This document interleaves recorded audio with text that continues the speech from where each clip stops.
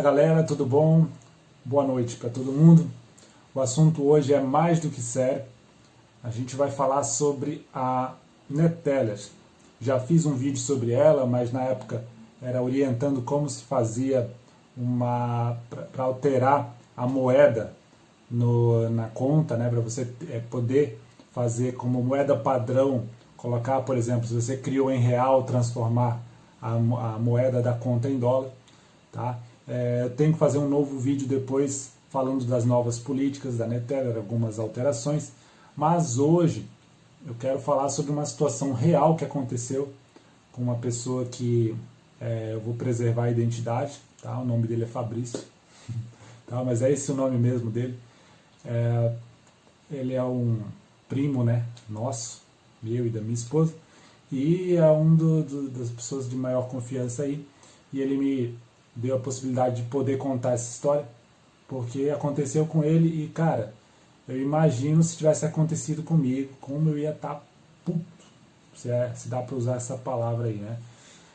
Vamos lá, vamos contar a história, tá? Porque a Neteller tem razão, sim, com certeza tem razão, porque está lá nas linhas no contrato, que na verdade a gente assina quando acaba aceitando as condições, mas sinceramente é como se você estivesse assinando um negócio com linhas muito, muito pequenas, sabe aquelas asteriscos que você vê naquelas propagandas, te mostra uma maravilha e depois vem aquelas letrinhas? Então, vou contar a história e depois vocês podem opinar aí nos comentários se vocês concordam ou não com essa minha visão. Vamos lá, sem enrolar, né?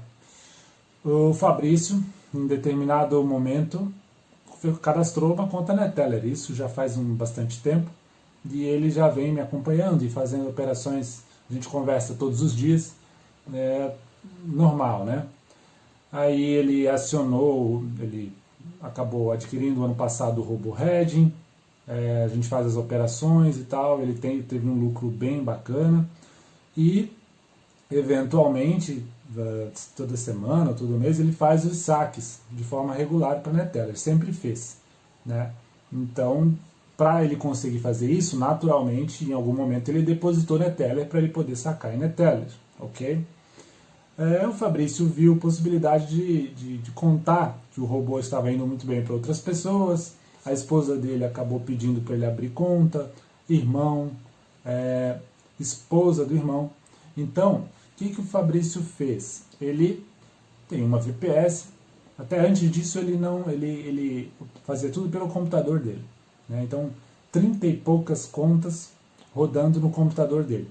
A XM tinha um limite máximo de 8 contas, então ele tinha 8 vezes 4, 32, e tinha uns amigos ou um amigo fazendo também operações, e as contas ficavam todas no computador dele, né? Da XM ali rodando, faz o lucro. E, consequentemente, ele também fazia, com a autorização das pessoas, lógico, né? As retiradas, fazia transações ali pela máquina dele, pelo computador dele. E agora vem a parte ruim.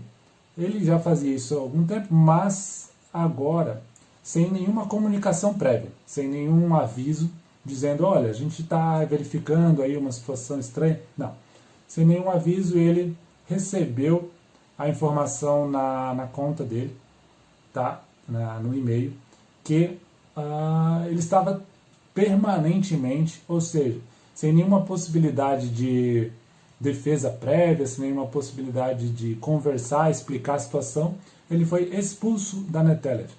Ou seja, ele não pode mais ter uma conta na Neteller, e presume-se pela leitura, pela redação do e-mail, que ele não pode mais ter uma conta Neteller para o resto da vida. Ou seja, ele está expulso dos grupos Neteller e Skrill. Bom, por quê? O motivo, teoricamente, seria a movimentação suspeita, que seria ele estar acessando do mesmo IP, de uma mesma máquina, várias contas, entendeu? A Neteller, ela tem isso, acho que até alguns momentos, quando a gente permite acessar a localização, a gente está dando essa opção deles de monitorar onde nós estamos. Então, é como se tivesse uma pessoa movimentando várias contas, como se ele tivesse, eu imagino que a Neteller deve ter pensado isso, como se ele tivesse criado várias contas em nome de várias pessoas e estivesse fazendo aí alguma coisa, sabe, errada. Mas não foi o caso. Ele estava movimentando para a esposa dele, com autorização da esposa dele, do irmão e da cunhada, com expressa autorização, inclusive as pessoas pediram, e ele estava gentilmente fazendo ali a hospedagem das operações na máquina dele. O erro dele foi ter usado uma mesma máquina para fazer essas transações. Tá? Então esse é o alerta que fica. Já aconteceu comigo de um determinado dia eu acessar a NetTeller da minha esposa e a minha, e deu um erro, sabe? Eu fiquei meio assim. Eu já tive algum problema com a NetTeller. Eu tive também uma vez, e aí o Fabrício mesmo me ajudou, me salvou. Foi quando eu estava nos Estados Unidos há 2 anos atrás. Acho que eu já contei essa história aqui, mas vale contar de novo. E aí erro total meu por não conhecer as regras do jogo também, né? Eu estava fora, e a NetTeller nos Estados Unidos você não consegue negociar enquanto você está. Então quando a gente autoriza, permite que ela saiba onde a gente está, onde a gente esteja, que a gente não consiga, né, fazer determinadas situações. Então lá nos Estados Unidos eu vendi NetTeller para um outro rapaz chamado Fabrício. Ele acabou me transferindo dinheiro e eu precisava transferir para ele. Em Las Vegas era madrugada, 1h30 da manhã, e eu precisava transferir o dinheiro porque a pessoa estava querendo, e eu não gosto de deixar as coisas para depois. O que aconteceu? Eu precisava transferir e não conseguia. Liguei para o Fabrício, eu mandei mensagem para ele na madrugada, coincidentemente ele estava acordado, ele entrou com a minha senha que eu passei na época para ele, e ele conseguiu fazer a transação para o outro Fabrício. Só assim, porque se eu estiver nos Estados Unidos eu não consigo fazer isso.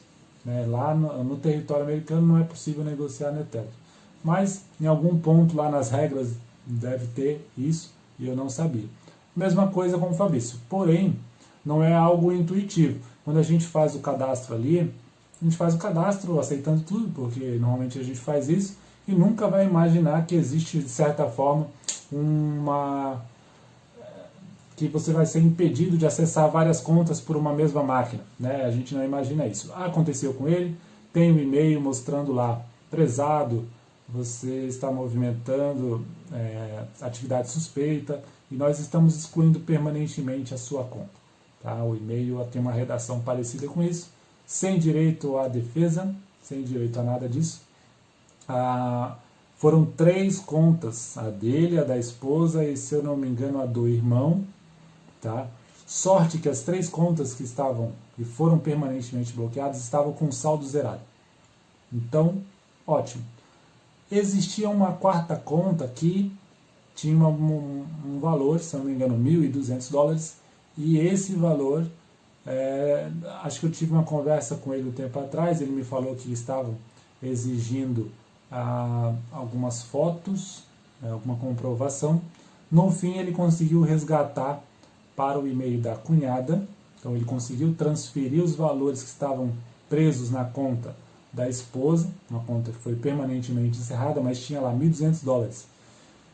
Como a conta da cunhada não deu problema, ele conseguiu que a Skrill, aliás, a Skrill não, que a NetTeller, que na verdade é o mesmo grupo, deixasse ele transferir para alguma conta que fosse válida.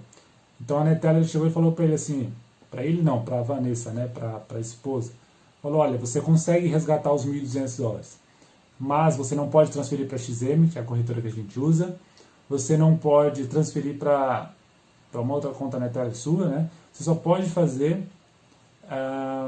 a transferência para uma outra conta válida que você indicar. E aí, se eu não me engano, foi feito isso, e o e-mail remetente apareceu como security@skrill.com, e o destinatário foi o e-mail da cunhada. Então ele conseguiu pegar os $1.200 para ele, ou seja, não houve prejuízo financeiro, apenas agora essa restrição de não poder negociar pela NetTeller, para ele agora está totalmente bloqueado.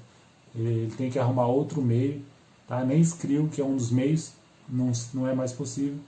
Provavelmente transferência bancária e outras coisas, outras opções que a XM dá. Beleza? Então, essa é a história em relação ao que aconteceu recentemente, uma semana e meia atrás, cuidado, não acessem várias contas da Neteller no mesmo IP, numa mesma máquina, tá? Façam um login pela máquina, outra pelo celular, caso haja necessidade, logicamente, no caso dele havia, né? Então evitem isso para não ter uma conta excluída permanentemente. Imagina, permanente, sem direito de resposta. Beleza, galera? Então essa é a história de hoje, uma história real, deprimente, triste. Falei que ia preservar a identidade do meliante, mas como ele me zoa bastante, não foi possível. Tá bom? Valeu, pessoal. Era isso então. Espero que vocês tenham gostado e mais vídeos vêm aí pela frente falando de outras coisas que aconteceram aí. Quero falar da XM, a questão de uma novidade que tem aí, que eles mandaram por e-mail. E próximo vídeo talvez seja sobre isso, beleza? Valeu para todo mundo aí, abraço e boa noite.